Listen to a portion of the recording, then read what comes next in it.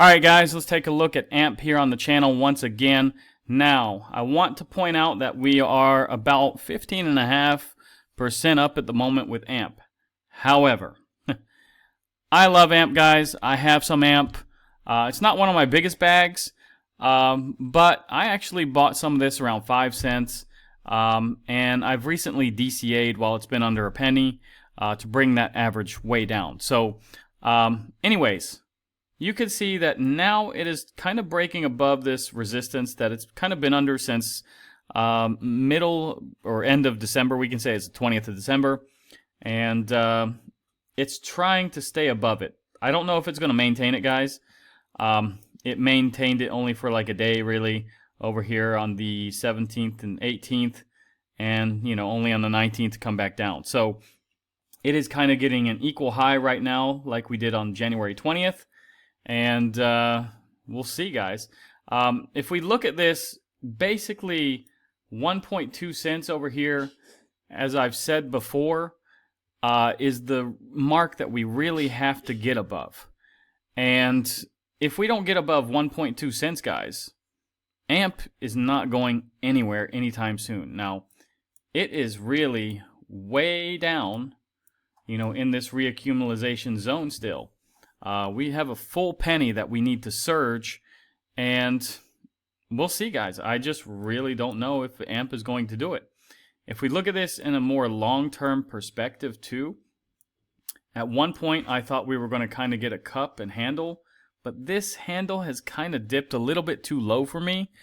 I mean, maybe it is a handle, but in my opinion, I just think it's kind of dipped a little bit too low. So, you know, I don't know. I may have to go just read about cup and handles a little bit more just to see if this is still really a cup and handle. But in my opinion, it would have had to stay up here between about 0.009 to 1.2 cents, basically. Looking at this in a little bit more longer term perspective again, we really haven't closed candles above 1.2 cents, you know, since like May of 2022. I mean, a weekly candle would be the best. Let's look at this on a weekly time frame. So basically, the last close above 1.2 cents was, it was this candle here. So the week of the 16th of May in 2022 was the last time. So we're talking about we're getting up to 3 years, guys. That is just too much. You know, and I'm really sad to see AMP still down here. Now, you know, other cryptos, you know, the better ones, the ones that have, you know, been moving, they are not still in the reaccumulation zone. Or if they are, they're at the very top of the zone, and they're kind of flirting with this orange right now, a lot of them. But, you know, this is still, you know, way down here. Still has many resistances to break through before getting out of reaccumulation. So let's hope that, you know, AMP can make it above 1.2 cents, but that is basically the goal here for AMP. Now, let's turn on some indicators here. I just want to take a look at the strength. And on a weekly time frame, guys, this is coming down, but it does, you know, Stochastic RSI is coming down, but it looks like it wants to curve up. So in a way, that gives you a little bit of hope here. The RSI is pointed to the upside, and basically, you know, it has a lot of room to really run here. Now, on the daily time frame, let's see, it needs to load real quick. Okay, both of these are actually pointed upwards, and that is a good sign. So on the daily time frame, you know, RSI, Stochastic RSI, pointed to the upside, has lots of room to run. Now, 4-hour time frame, let's see what happens here. Okay, now on the RSI, it's still in the normal range, and, you know, it's pointed to the downside. That is not good. The Stochastic RSI is overbought and pointed down too. So on the 1-hour time frame, okay, this is actually giving a little bit of hope here. Basically, you have pointed to the upside on RSI. It's kind of right in the middle. And the Stochastic RSI is almost oversold. So it looks like it wants to curve back up. So that gives a little bit of hope. Now, on the 15-minute time frame is really low time frame, but yeah, look here, guys. I mean, this is pointed down, but it's just barely pointed down. You know, it can point itself back up. It's right in the middle, basically. But yeah, maybe it's going to do something like this, you know, and just work its way up slowly. But yeah, the Stochc RSI is pointed to the upside, you know, heavily. And so, you know, only really, what was it, the 4-hour time frame? Yeah, not looking the best on the 4-hour time frame. Now, the shorter time frames, 15-minute, 1 hour, you know, probably we're going to see a little bit of a pump here in the very, very short term. You know, maybe through the weekend, we might see a little bit of cooling off because of the 4-hour. But like I said, on the more longer time frames, you know, the daily and the weekly, they actually look pretty good. So AMP has hope right now at the moment, but let's see how far this can take us. Now, looking at AMP and tokenomics, guys, basically there's almost 100 billion max supply. I am glad that there is a max supply. Most of this is circulating, however, they can dilute a little bit more, about 15 billion. And yeah, if we go down, guys, all-time high is like 12 cents. So if you're looking for something, which I would say AMP is a big risk now, even if you know, you believe the SEC is going to drop the charges against them, which are currently pending, I think still, you know, it's probably a good buy if you're willing to just take a little bit of a risk. You know, in one way, I feel it's kind of like XRP, you know, where the SEC just picked on them. And, you know, a lot of people have said that AMP, you know, didn't fit the definition of a security, and that's what the SEC charged them for. So anyways, we'll see what happens, but this is actually, you know, a good buy if you're willing to take a risk. I mean, it's 93% down. And anyways, let's move on, guys. Now, we did have some news today. I want to show this Moodix, and basically the Michigan numbers were not good today. And the U.S. S&P Global Manufacturing PMI was actually fairly good. So you kind of have almost equal numbers. Maybe the Michigan numbers were a little bit worse. So yeah, a little bit more negative when we're looking at macro news here on the day. So let's take a quick look at Bitcoin here. It is still just, you know, on the 4-hour time frame, we're just consolidating, guys. Really just consolidating. And we really got to get above, you know, this 106, 150 basically. So let's see. We are still really in an uptrend. You know, this is basically making just higher lows along the way, as you see. This is kind of an equal low like over here. But yeah, I mean, this is still, in my opinion, looking good. Let's put this on a daily time frame just to take a look real quick. Yeah, I mean, we kind of have a rising wedge in a way here. It's just working its way up. But yeah, closing a daily candle over this 106, 150, that's the key, guys, I think, because that would be the highest daily candle close that we've ever had. And I think that would signal continuation, basically. Now, taking a quick look at Ethereum, guys, still now it's, you know, between 33.13 and 35.34.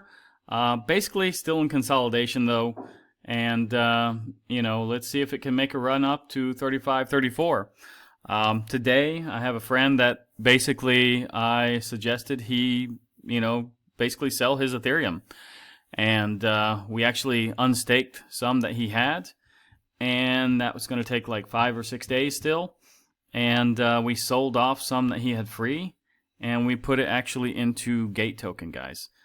Gate Token is just making a really slow and steady move up. So, you know, I just have lost my faith in Ethereum. It's really a shame that Ethereum has just been here for so long. Now, I know probably it's going to make a move one day, but when, you know? I'm just not so confident with Ethereum. You know, it's just not a great blockchain. They need to really develop Ethereum a lot more. It's very slow, very expensive. So why have, you know, Ethereum anymore? You know, we have better blockchains out there. Anyways, I'm not going to get into that. Probably make some people angry because you probably hold Ethereum yourself. I mean, probably it's a good idea just to hold a little bit of Ethereum in case you have to do some quest or something like this in Coinbase or something. But other than that, guys, I don't think it's really worth much.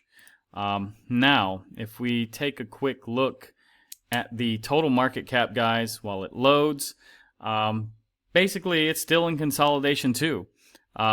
It's going sideways. It kind of looks like, the Bitcoin chart. This is the 4-hour chart, so yeah, it basically looks the same. It does need to make its way up to about 3.62 trillion. I don't know why it hasn't drawn the line here, but I guess it's still loading. But there we go. 3.62 trillion is the mark to beat here, and then we're gonna, start making higher highs really, and yeah. Now the total market cap excluding Bitcoin, guys, basically same situation. Chart looks slightly different. 1.55 trillion is the mark we need to beat though, and it kind of has like some resistance, we can say, and maybe it has finally broken that on the 4-hour time frame here. It may be coming down for a retest, so let's see what happens. Although it did kind of retest it on this candle here, I'm guessing it's going to come down and retest, and yeah, we might be getting some news right now. Let's see what's going on. Let me put this on a 15-minute time frame. Oh, not much. Oh yeah, it was the excluding.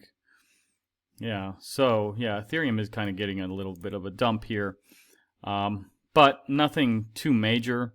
But yeah, you can see, this market cap is coming down at the moment as we're making this video. So anyways, let's look at the dominance. Now, dominance is trying to make a move back up, unfortunately. It did move down, quite a bit here in the last several 4-hour candles, but you can see it is pushing up at the moment. Let's hope it can't reclaim this level at 58.6, but it's only got about 16 minutes on the 4-hour candle. So let's see, guys. The 4-hour candle is still, kind of a small time frame, but you can see it's actually making higher lows, if you look at it this way. So I don't know. It's still got 8 hours, 15 minutes on the daily candle, and it's just surging up right now at the moment. So let's see what happens. Anyways, let's take a quick look at the liquidation heat map. 24-hour time frame, basically. You do have a lot of longs wrecked with Bitcoin. Shorts are wrecked with Ethereum. Others, I think this is outside the top 50. Longs have been wrecked, but nothing too major. Still less than 300 million, which is not too bad, guys, in all honesty. Now, taking a look at the altcoin season index, let's refresh this. It's a 53 now, so it went back to 53 from 47 where it was before that. So this is looking a little bit better. The fear and greed, guys, let me see if this is updated too. Yeah, 75 yesterday, 75 today. This changed, I can see, but basically last week 75, last month 73. So basically we're staying right around 75. Now, the bull market peak indicators, sell at the top, nothing has been hit yet. It's 100% hold still at the moment, so don't worry, guys. And yeah, let's take a quick look at crypto bubbles. A lot of things are in green today. There are a few reds. Some of these did have big days or weeks, like Trump coin, unfortunately. XDC, I think, pumped yesterday quite a bit. Sonic actually pumped like a day or two ago as well. I think Fart coin also pumped a bit. But anyways, if you are looking to stake your coins, guys, go to Coinando. For example, type in Bitcoin. You have the days that you need to stake. You have your limits. Be aware of them. Don't get stuck in anything you don't want to get stuck in, when you get your price. And be careful, guys. Read everything.